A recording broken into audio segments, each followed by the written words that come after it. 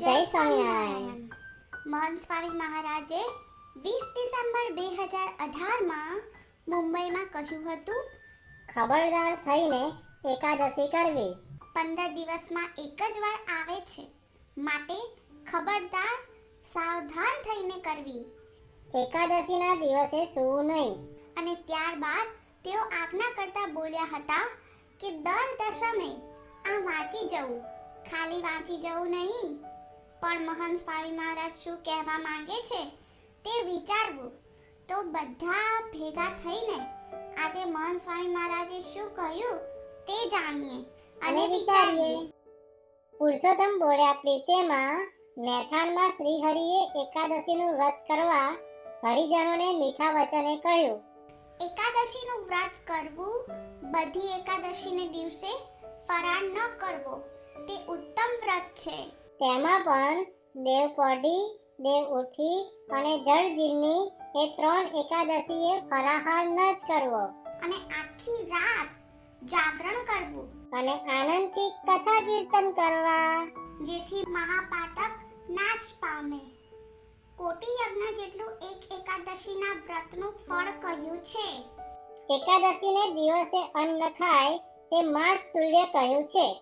વળી ભગવાને કહ્યું છે કે એકાદશીને દિવસે અજાણતા પણ અન્ન ખાય છે તે મને છાતીમાં બાણ મારે છે. એકાદશીના દિવસે કાચા અન્નનો પણ સ્પર્શ ન કરવો.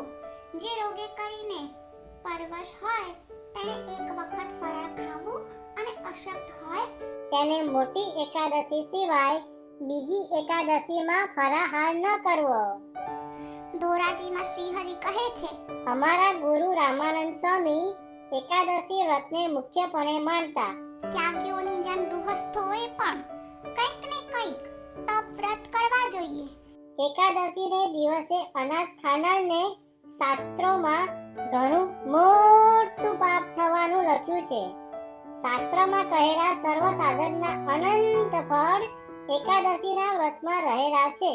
વર્ષની બધી એકાદશીઓ જે કરે તે ભગવાનના ધામમાં જાય છે. કોટી યજ્ઞ કરાવે તથા કરોડ ગાયનું નિત્ય દાન કરે, નિત્ય એક ભાર સુવર્ણનું દાન કરે, તેના કરતા પણ એકાદશીનું વ્રત અધિક છે. કોટી કલ્પ સુધી તત્કુચ્છાધિક વ્રત કરે તો પણ તેની બરોબર થાય નહીં. વિધિએ સહિત કરેલા તીર્થ માત્રનું ફળ એકાદશીના વ્રતમાં આવી જાય છે. આ વિડિયો આપના મિત્રોને શેર કરશો, જેથી તેઓ પણ એકાદશીનો મહિમા જાણી શકે. આ વિડિયોને આપ વધારેમાં વધારે હરિભક્તો સુધી શેર કરશો, જેથી બધા એકાદશી કરે અને મહંત સ્વામીને રાજી કરે. આ વિડિયો આપને કેવો લાગ્યો તે અમને કોમેન્ટ દ્વારા જણાવવાનું ના ભૂલશો. તેમજ પ્રમુખ પ્રસન્નમ ચેનલને સબસ્ક્રાઇબ કરવાનું ના ભૂલશો. જય જય સ્વામિનારાયણ.